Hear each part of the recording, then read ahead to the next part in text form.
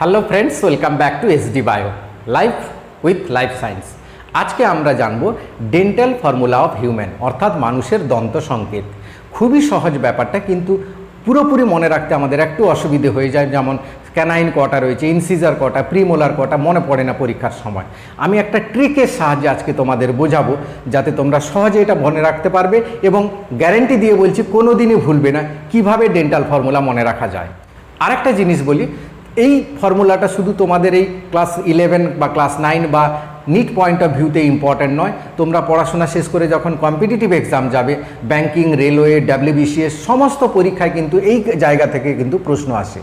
এবং আরেকটা কথাই বলি, এই study of teeth and disease, study of teeth and teeth related disease is called odontology. এটা মনে রাখবে, কম্পিটিটিভ এক্সাম পয়েন্ট অফ ভিউতে কিন্তু ওডোন্টোলজি ইজ ভেরি ইম্পর্ট্যান্ট।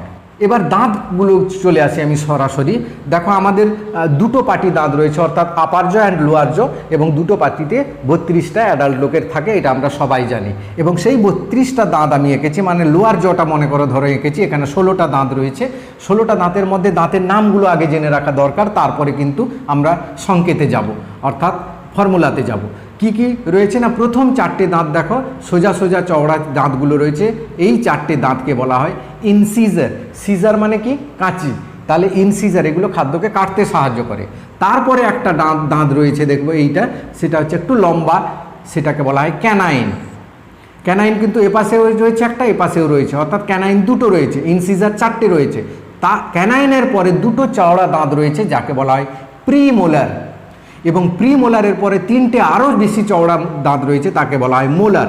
দেখো, মোলারের আগে থাকে কি? প্রিমোলার। প্রি মানে আগে, আমরা জানি, তাই মোলারের আগে প্রিমোলার, এই জন্য এর নাম এরকম হয়েছে। তার মানে ইনসিজার আমরা দেখলাম 4টে রয়েছে, ক্যানাইন দুটো রয়েছে, প্রিমোলার এপাশে দুটো, এপাশে দুটো, এবং মোলার এপাশে 3টে এবং এপাশে 3টে দাঁত রয়েছে, অর্থাৎ টোটাল 16টা দাঁত রয়েছে এইভাবে।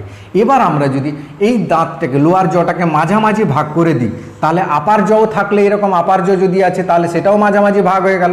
এইবার এই যে আড়াআড়ি ভাগ করলাম, এই পাশে কটা দাঁত আছে সেইগুলো আমরা ফর্মুলাতে লিখব। দেখো, ইনসিজার দুটো আছে, তাহলে আই লিখে 2/2। কেন 2? না, আপার জোতে দুটো আছে, লোয়ার জোতে দুটো আছে, সেই জন্য 2/2। এবার ক্যানাইন, সি লিখব, সি ফর ক্যানাইন। ক্যানাইন কটা আছে? একটা, মানে আপার জোতে একটা, লোয়ার জোতে একটা। আমরা কিন্তু এইটার এক পাশটা লিখছি, এ পাশটা লিখছি না। ক্যানাইন 1/1। তারপর প্রিমোলার, প্রিমোলার কটা আছে? দুটো, তাহলে আপার জোতে দুটো, লোয়ার জোতে দুটো। এবার দেখো, মোলার রয়েছে 3টে চওড়া দাঁত, মোলার। মোলারকে এম লিখব, তাকে আপার জোতে 3টে, লোয়ার জোতে 3টে। তাহলে টোটাল হলো 2 1 3 2 5 3 8। তাহলে উপরে 8টা, নিচে 8টা। কোনটা 8টা? না, মাঝামাঝি ভাগ করেছিলাম, এ পাশটা 8টা, তাহলে এ পাশটাও 8টা, তাহলে এ পাশটা 8টা, নিচে এ পাশেও 8টা। তাহলে কত হলো? 16, এবং নিচে 16, উপরে 16। টোটাল দাঁত কত হলো? না 32, তাই না? দেখো, 32 টোটাল দাঁত। এটা হচ্ছে একজন অ্যাডাল্ট হিউম্যানের ডেন্টাল ফর্মুলা। এবার যদি আমরা দেখি, যারা দুধ খায়, অর্থাৎ মিল্কি বেবির ক্ষেত্রে, তাদের কিন্তু একই ফর্মুলা হয় না। তাদের কিন্তু প্রিমোলার থাকে না, 0 থাকবে, এবং মোলার থাকে দুটো করে। তার মানে তাদের টোটাল দাঁত হচ্ছে 20টা থাকে, উপরের পাটিতে 10টা, নিচের পাটিতে 10টা। এইভাবে তোমরা যদি শিখে নাও, তাহলে কিন্তু তোমরা খুব সহজে মনে রাখতে পারবে, আর কোনো দিন ভুলবে না। এইটা হচ্ছে ডেন্টাল ফর্মুলা অফ হিউম্যান। ভিডিওটা ভালো লাগলে লাইক করে দিও, আর শেয়ার করে বন্ধুদের জানিয়ে দিও। Thank you for watching.